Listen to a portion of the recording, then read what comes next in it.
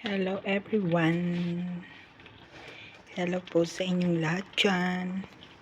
Ito po ang ating menu for today. Meron po tayong waragainap. Yan po yung binalot na kanin sa dahon ng leaves. Ayan po siya. Ganyan po siyang style. Ganyan.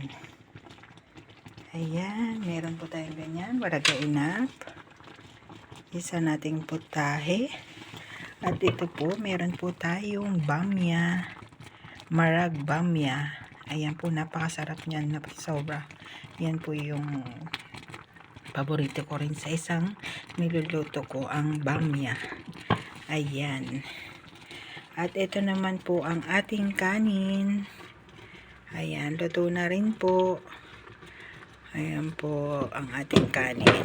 Ayan, maghintay-hintay lang tayo ng kaunti. Takpan muna natin ire. Ayan. Sorry. Ayan. Meron pa po tayong lulutuin.